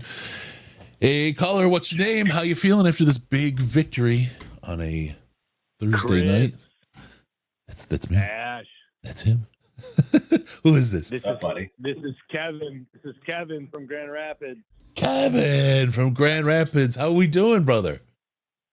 We're doing good, baby. How are you guys doing? I'm feeling really good. I to be honest, I think I'd probably have more fuel if I'd been drinking at this point. I'm a little bit snoozy, but it's okay. We got a big win to celebrate. Since 5 a.m. I feel like I'm dying. Chris, I heard you say you hadn't drank since I don't know when it was. I thought you were drinking your Mai Tais over there. What's going on? Thanksgiving weekend was pretty. It was a lot of fun, but my knees started hurting a little bit. I was like, that's inflammation. I know what that's from. So I figure I got 2 weeks until the break. I'll take 2 weeks off and kind of let myself go and get back to it. So. No, that's fair. That's fair. You just got to check every now and again, right? You got to just make sure. Because you don't want to be like our previous caller, break out in handcuffs. I'm on my 10th highlight tonight, so nice. I'm doing one for you. Oh, I appreciate you. Will you shotgun one for me? They're bottles, but I'll do what I can. Okay, that's fine. I got 2 things I want to say quick. Bring it, bro. While I was waiting to call in, my wife was on TikTok and she said, honey, what is FTP? So I had the distinct pleasure of explaining what FTP is. That's fantastic. Congratulations. Awesome. It's always nice to be someone's first. Hold on. Hold on. Because it's echoing on my end. Oh, okay. I don't know if anyone said this, but I just, every time we play the Packers, I get this big brother, little brother sense from Campbell and LaFleur, where every time they show LaFleur, he looks like he's about to cry on the sideline. And I mean, I'm talking like Home Alone, Buzz, Kevin McAllister. I feel like we could even go Step Brothers, talking John C. Reilly and Will Ferrell nuts on the drum set. And I just fucking love it so much where DC pulls those nuts out and they just keep showing LaFleur looking up at the screen, looking everywhere like he's about to cry. And I'm just sucking my highlights down, like, bring it on, keep it coming. And I just want to know, am I the only one who sees that? I mean, are you guys seeing this? You're the Leo DiCaprio meme pointing at the TV. Yep. Exactly what I suspect. God, I loved it. I mean, every time I'm like, is this guy going to start breaking out in tears? What's going on here? I love the Big Brother comment comparison. I suspect it all comes back to like the last year Aaron Rodgers was in Green Bay when he had that famous quote, "If you can't lose to a team like that." And at the end of the year, in the final game to not get in the playoffs for his last season in Green Bay, they lost to a team like that again. And then basically in the hallways, I forget which coaches it was, but there were some of the Lions coaches who were getting into an elevator, basically yelling like, "Oh, I guess you can lose to a team like that, can't you?" LaFleur went up to him and he was like, "Guys, that's really not professional." And they were like, "Your guy fucking said it." Yep. You can lose to these nuts. That's what you can lose to, LaFleur. Oh, I love it. Wait, Ash, did that actually happen? Because I don't remember that. That is a thing that actually happened after that game. Oh, that is a factual story. Yep. I gotta hit the super chat really quick. Thank you, William Wiz, for that. Giant shout out to Dr. Liao. I'm always looking forward to his expertise, especially with our IR list. Dr. Liao is such a freaking great ad, man. I mean, I probably don't talk enough about Bishop Brown either because they do a great job. But Dr. really Liao, man, like my guy's like got years of medical school under his belt, and he's bringing it here for the podcast and for Lions Wire. It's freaking awesome. And making dick jokes. He's such a fit. It's just, you know what's funny? And I'm going to sound like an idiot here because I am a longtime listener of you guys, but I hadn't listened to a lot of his. Then stuff. you know that's what we do. He was actually like on the staff, and then I'm listening to his last podcast, and I'm like, hold on, this guy can't be like the medical director for the Lions with all these jokes. I'm no, serious. he is a doctor. He's not their doctor. It's like the old, I'm a lawyer, anyway, but I'm not your lawyer. All right. I love that. Well, hey, Chris, Ash, I love both you guys. This is my third time on. I'm going to keep calling in and keep enjoying this ride. But I just wanted to call in and just I'm going to crack another highlight for you, Chris. Thank you, man. Right? Yeah, no, I need another one. Thank you. Yes, sir. All right, you guys keep taking the calls. I'm going to keep listening. All right, I need like 3 or 4 more. Okay, you got me covered. Yes, sir. All right, I bro. might call back. If I have some more in. It looks like we might still be going. All right, brother. We'll see it. That's fantastic, man. Now, instead of me doing shots on the air, I'm going to get everybody out there drinking for me and be so smashed. Yes. Hey, caller. What's your name? How you feeling after a big Thursday night victory? Oh, I'm feeling real good. Pardon me? I'm feeling real good. Oh, nice. What do you think? What was your favorite part of the game out there? My favorite part is when the refs cheated the Packers the whole game. Y'all 60 years old, never seen a Super Bowl.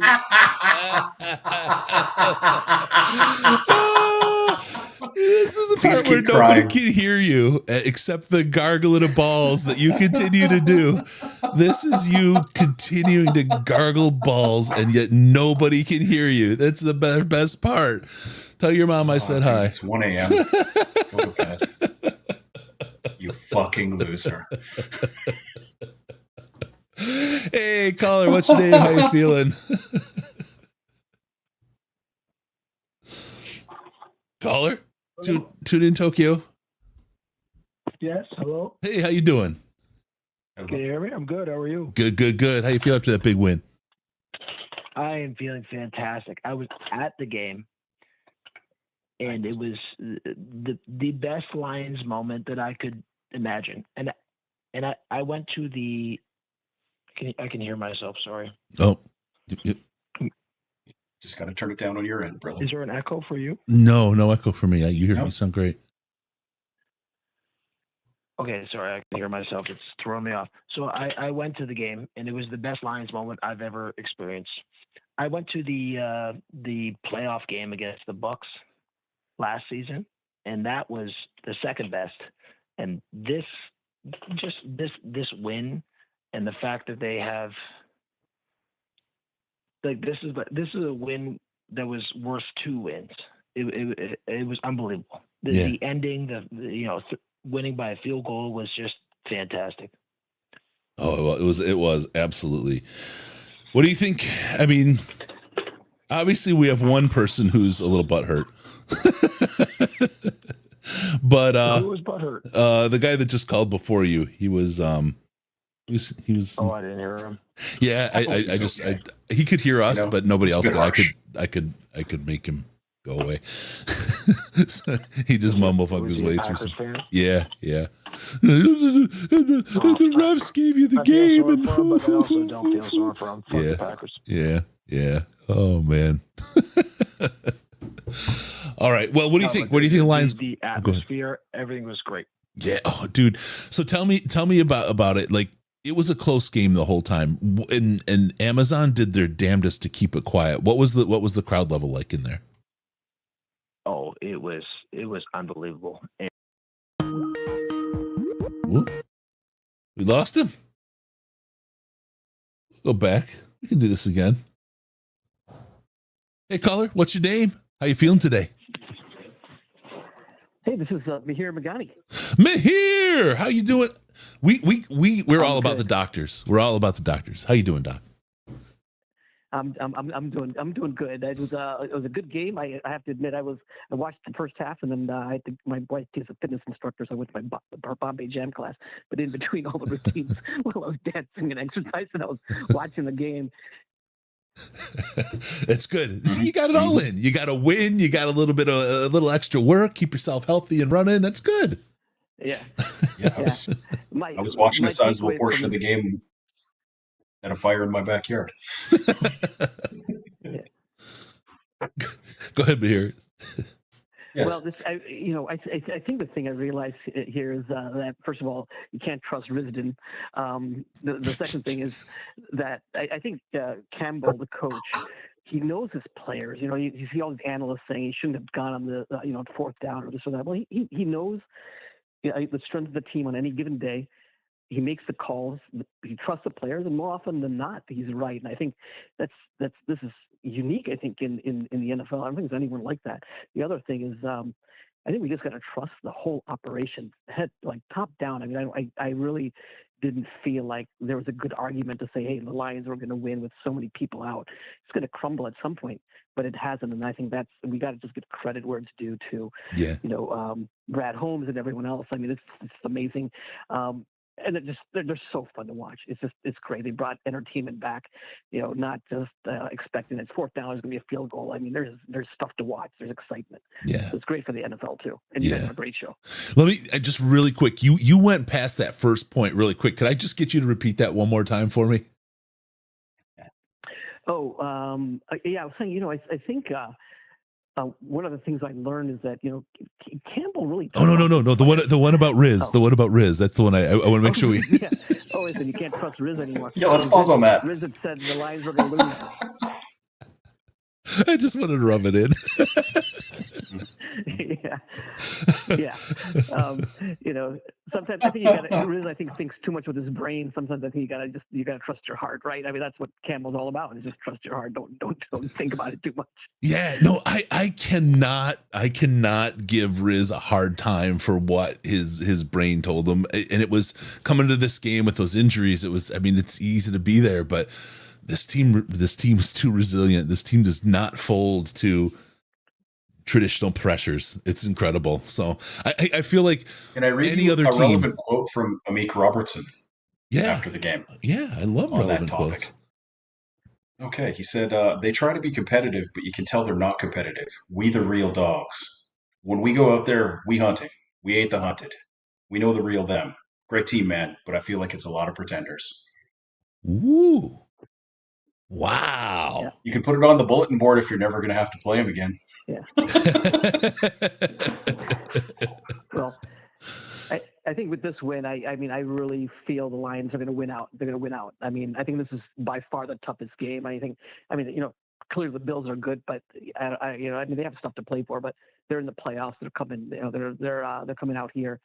I think we can win out, and I think with people coming back later, with all the experience all these people are getting from the practice squad, people who weren't expected to play, I think we're in good shape. I think we could win it all. Yeah. This is fantastic.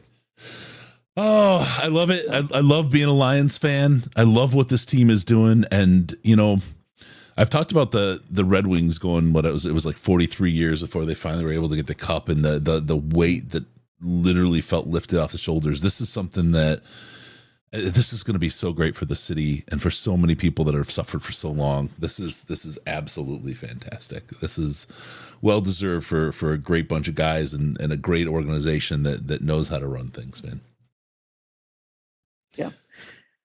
All right, Mahir, stay in touch. All right. I have an email from you, and I know I have to get back to it. I am absolutely ass at that right now. I've been traveling so much, man. It's been horrible to try to do it. But if you guys, I'm going to the 49ers game, 49ers Lions games. If you guys are coming out, let me know. I'm not. I'm going to be at the Buffalo game before that, but okay. Maybe we'll figure something out soon. I promise. Maybe in the off season we'll get together. All right, brother. Good night, guys. All right, thanks, Ash. Bye-bye. Spending that whole week driving to Canada. He's so awesome, man. He's like a genuinely, beyond just the show, he's a really, really good person. Just really good person. All right. Hey, caller, what's your name? How much have you had to drink thus far? Hey, Chris. Hey. Ash. How you doing? Buddy. This is Tim here in Atlanta. We have got a real Atlanta contingent. I got to tell you. How you doing, Tim? How you feeling with, it's a little late. We had this victory. You airport so much. I don't want to diss their airport. I spent 30 hours there during the CrowdStrike thing. I know every inch of that thing. Sorry, caller. Go ahead. We don't want to take each side. No, that's great. But no, we're known as Motown South here, but great game tonight. But I do have a couple comments regarding the game. Yeah, bring it. Regarding Campbell's calling on the fourth downs. Yep. The first one, I cringed, not in terms of making the call at the time, but just the type of play that he called. Yeah. And then if you notice, second, after we went down the field on the first drive, scored, and then Packers made the adjustment on defense, we should have went no huddle, keep them off balance. Yeah. That second and third drives. That would have been really sweet. Yeah. But I do have a nickname, and I think it'd be an open forum for you guys for the defense in terms of the letter D assembly line. Oh, yeah. Okay. You're not going to go with these nuts? You're going to go D assembly line. Okay, I'm good with that. Yeah, that's one right there. Or in terms of the no name, something with the D no name. Yeah. D no name. But as I'm talking with both of you and post game here, I'm already looking at hotels here in New Orleans. Prices. It's pretty crazy right now. Well, that's my brother texted me this afternoon. He said, I think I'm going to go in on I'm going to get Super Bowl tickets. And I was like, you're going to be able to sell them as it gets closer because And I was like, but I don't think you're going to need to. Oh, that's awesome. Yeah. Not a bad year to do it. Yeah. And this would be, I don't want to go. I want the Lions to win a Super Bowl before I go to a Lions Super Bowl. As much as being there for the victory would be something special, I know I'm going to be an absolute disaster. Like I'm going to be like tonight, my heart was in my throat for a bunch of the game. And I was like clutching my chest, waiting to have to call like EMS or whatever. You know what I mean? There's no way I'm going to be able to handle a Super Bowl without a AED unit or whatever they're called local, because it's just, this is one of those things, man. It's one of those things. Yeah, absolutely. Just got to enjoy the moment, man. One game at a time, but looking forward to the next 4 games here in the playoffs. And it's just great that we got, we can rest some guys here in the next 10 days and just keep moving forward. But keep up the great work. You guys do a great job there. Love listening to the podcast here in the South. Appreciate keep you, rocking man. it out. Appreciate you. And I think, if there is a Super Bowl, we'll probably do we'll do a live show kind of event thing for the Super Bowl. So a bunch of us can get together and suffer as a group and then maybe celebrate as a group and have that kind of fun. It'll be a hell of a lot cheaper than going to New Orleans and paying that ticket. Indianapolis is a much cheaper place to fly to that weekend. Absolutely. All right, brother. Thank you for calling in, man. Appreciate you. Have a great night. Enjoy, guys. All right, we'll see you. Ciao. Man, I was certain the Lions were going to bring out a flea flicker, just a stunt on Green Bay after theirs failed. Oh God, that would be great. Yeah. Hey, caller, what's your name? How you feeling tonight? Hey, it's John from Texas, and I feel amazing. Oh, I didn't see your baby mama there tonight. No, she hasn't been involved the last few weeks. I'm not sure what's going on. Maybe you can call her, have her show up. I mean, I know that's not usually what we're looking for, but in this case, maybe we can get her to show up at a couple more games. I mean, we got 10 days to figure it out. Yeah. Okay. How you feeling, man? How you feeling about this win? I feel so good. And can anyone tell me when the last time that we gave up 100 yards to a running back was? Because it hasn't happened again this week. Wow. I can't recall. That I don't remember. Yeah, I can't recall. I honestly cannot recall who we gave 100 yards up to. If I look here, the Packers gave up 100 yards to our committee, but none of them specifically got 100 yards. God, yeah, I don't know.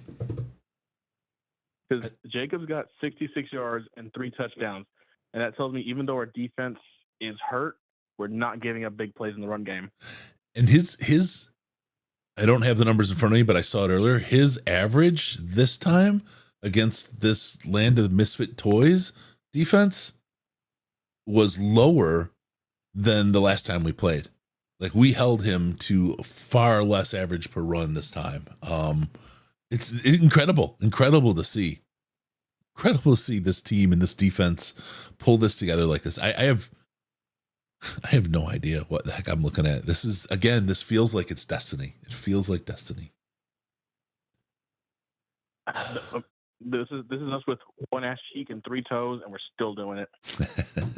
Damn right. I will beat your ass. And we will. And he will. And he did. Just in case anyone's afraid of AI taking their job, according to Google's AI. The last time the Lions allowed a 100-yard rusher was Thanksgiving Day in 2013. Well, I think it was Reggie Bush, and none of that is true. I was certain it would tell us it was George Washington. That's the equally valid answer. Oh man, that oh one's man. not going to do it. I got some other ones that might. Yeah, no, depending on the job. I don't know. OpenAI's got 12 days of Christmas or whatever they're calling it, 12 days of AI or something going on right now. They just released a new model. I wonder if how quickly it's been trained up. Let's see. Last 100-yard rusher against the Lions. Oh, you know who's going to do it? I know what'll do it. Grok will do it. Grok will absolutely do it because it updates all the time. Grok is the one that continues to train. Ooh. I'm going to get this. Sorry, I'm focused on this now. Audio. For the podcast. It's been a while. I don't think anybody knows off the top of their head. No. Absolutely not. All right, let's see what Grok has to say. Last 100-yard rusher against the Detroit Lions. They're all dumb. Jahmyr Gibbs. No. Not for the Lions. Okay. Against maybe in practice. Lions. I have to berate Grok. Last 100-yard rusher against the Detroit Lions was Kerryon Johnson. Look, it just doesn't exist. Obviously, there hasn't been a 100-yard rusher in any perceivable history against this team. It's been so long, even the data they're using doesn't have it anymore. I just would like to bring up one fact that somebody posted on Twitter and Reddit. The Lions can drop any one game from here on out and secure the 1 seed. It's nuts, isn't it? Doesn't matter which one. Any one game.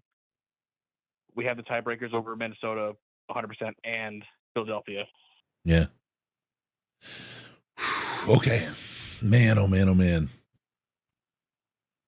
Man, we've had a few guys get into the 90s this year, but I'm having trouble finding 100. Yeah. I don't think we've given up one this year. That very well could be. That very well could be. Do we want to hear the... Oh, I don't have the whole thing. I was going to say, do we want to hear the locker room thing? We'll save that. We'll do something with that later. All right. Well, there it is. We will look. Jacobs 95 yards the first game. That game made my guts fall out. It's half the reason I'm here. No way I'm sleeping for a couple hours after that last second win. Yeah. Last time... Oh, wait. Where'd it go? It was right here. The last time the Lions gave up 100-plus yards to an opposing running back was December 24th, 2022. Do not look up this game. Okay, well, thanks. Oh, man. Almost 2 calendar years. It's crazy. It's crazy. They've been up over 93 times to a guy this year, though. But not 100. 9-1 in prime time. Yep. It's December 24th, 2022. God. Don Foreman. There you go. Man. I keep putting money on Branch and Terrion and Kirby getting a pick 6. Not a lot. Just a little bit because the return's so big. Because I know eventually this year I'm going to hit one and it's going to pay for the whole year's bets. I should have started early because it would have funded the bets for the rest of the year. But dang it. I will get my baby mama on it for you. Thank you, sir. Thank you. Thank you for your service. Thank you for her service. I think that's the 15th time I've said that today.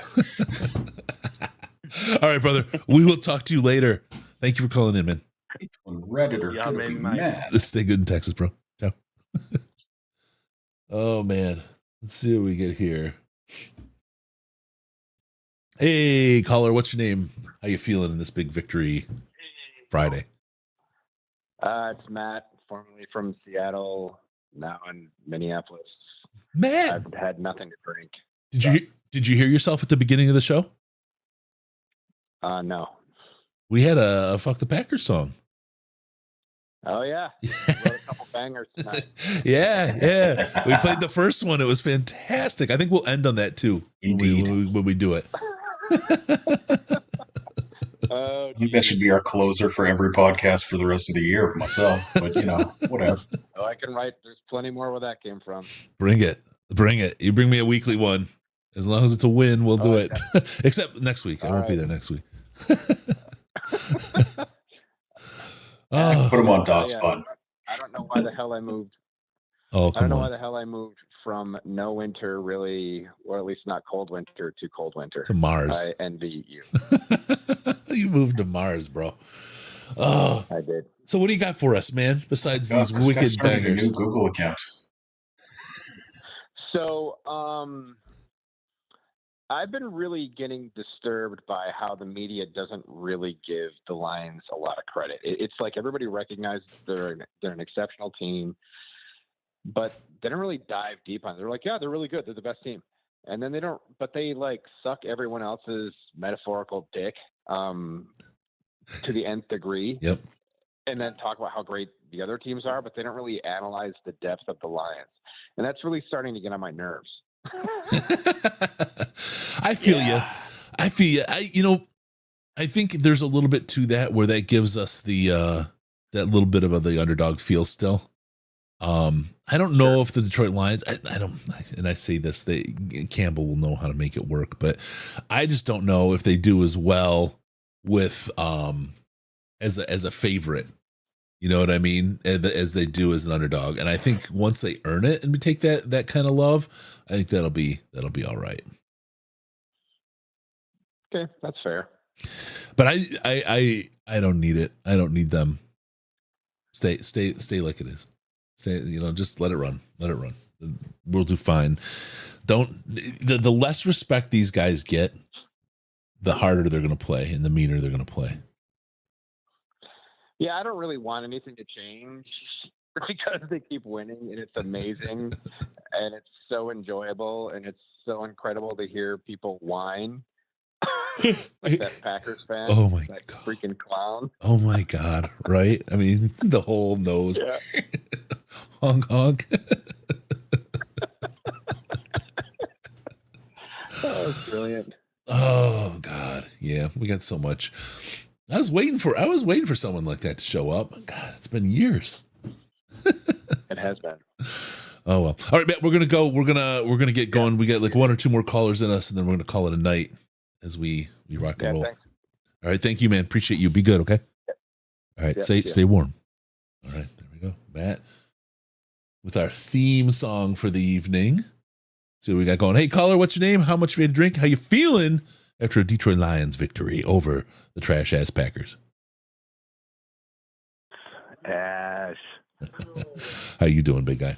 It's Kevin from Grand Rapids, baby. I told you I was going to call you back.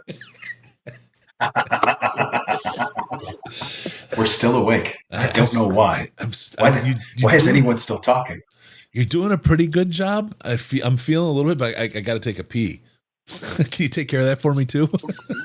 I can't do that for you. I'm on my 12th high life, and I saw you guys were still on. I'm feeding my little boy here, and I just wanted to say one thing though, because I didn't know if you guys had talked about Big O'Connor. Have you guys talked about O'Connor yet tonight? We haven't, but just one cautionary tale. Make sure you give the boy the right bottle. But go ahead. Let's talk about O'Connor. Chris, I got a newborn at home. I'm a first-time father, all right, and I'm raising him the right way. Good. He's an FTP guy all the way.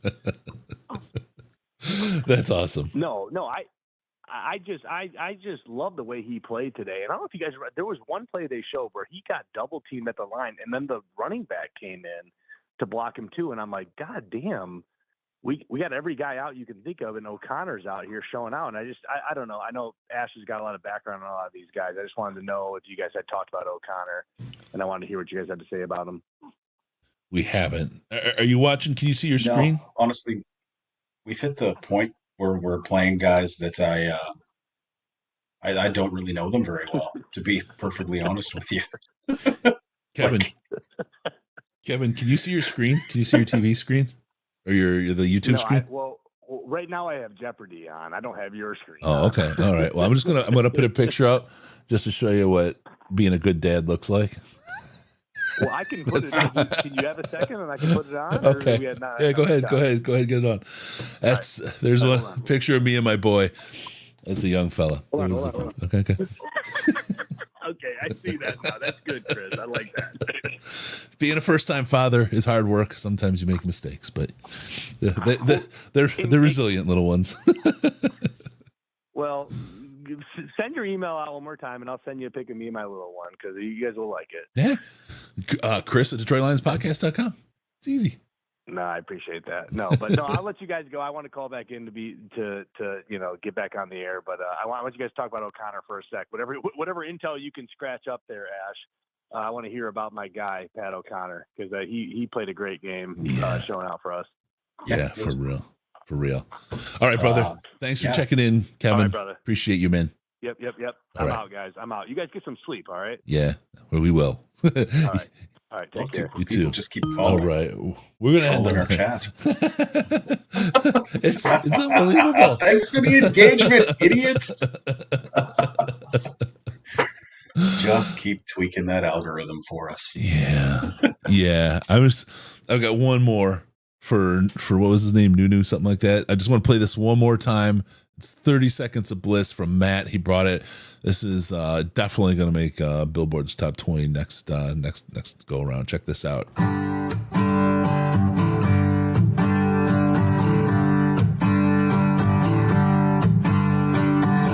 Hey Lions, it's time to fuck the Packers. Hey Lions, stick it in their butts. So when you're fucking the Packers, don't be gentle, don't treat them nice because you know you gotta fuck the Packers. There you go. The theme song to Fuck the Packers. It's a beautiful one. Love that one. It's fantastic. Thank you, Matt. I absolutely love it. Perfect one for today. And we'll call that a show. Thank you all for calling in. Thank you all for joining us here.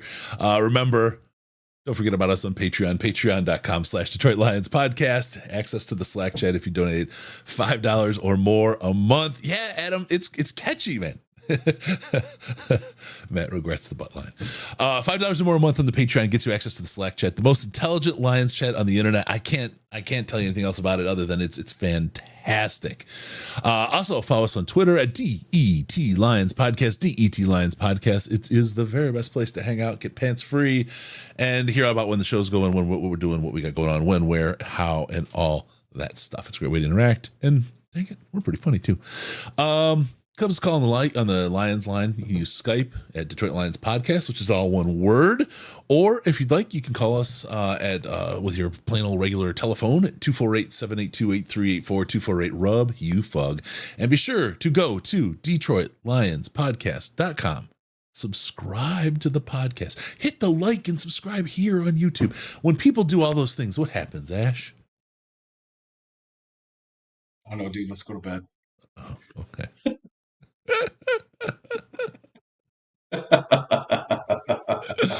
We can do that. That way, because if we can go to bed, I can get this thing to pop in your little box magically, because I'll do that before I go to sleep. There we go. Thanks for tuning in. We'll see you next time on the Detroit Lions Podcast. Remember, no pants, no posters, no hot tubs, no problems, because we're fucking the Packers, and we're your Detroit Lions and Reddit connection. Thank you all. Appreciate you. We'll talk to you next week before Buffalo game.